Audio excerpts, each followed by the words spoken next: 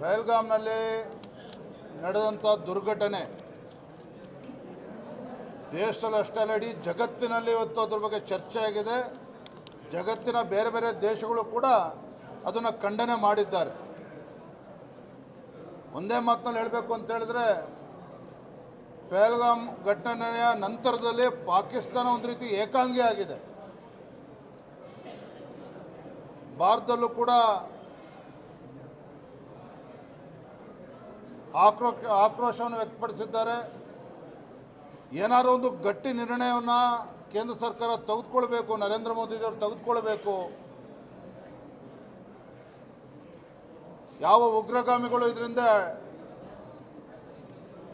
ಇದ್ದಾರೆ ಮತ್ತು ಯಾವ ದೇಶದವರು ಇದ್ದರೂ ಕೂಡ ಅದರ ವಿರುದ್ಧ ಒಂದು ಕಠಿಣವಾಗಿರ್ತಕ್ಕಂಥ ಕ್ರಮವನ್ನು ಕೈಗೊಳ್ಳಬೇಕು ಅಂತೇಳಿ ಅಪೇಕ್ಷೆ ಎಲ್ಲರದ್ದು ಕೂಡ ಇದೆ. ಸಾರ್ವಜನಿಕವಾಗಿ ಎಲ್ಲರೂ ಕೂಡ ಮಾತನಾಡ್ತಾ ಇದ್ದಾರೆ. ಹಾಗಾಗಿ ಇಂಥ ಸಂದರ್ಭದಲ್ಲಿ ನಮ್ಮ ಹೆಮ್ಮೆಯ ಪ್ರಧಾನಮಂತ್ರಿ ನರೇಂದ್ರ ಮೋದಿಜಿಯವರು ನಮ್ಮೆಲ್ಲರೂ ಕೂಡ ವಿಶ್ವಾಸ ಇದೆ,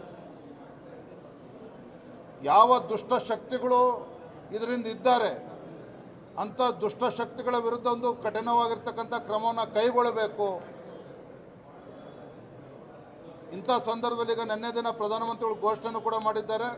ಇಡೀ ದೇಶದಲ್ಲಿ ಇವತ್ತು ಈ ರೀತಿ ಒಂದು ಡ್ರಿಲ್ ಆಗಬೇಕು ಅಂತೇಳಿ ಘೋಷಣೆ ಮಾಡಿದ್ದಾರೆ.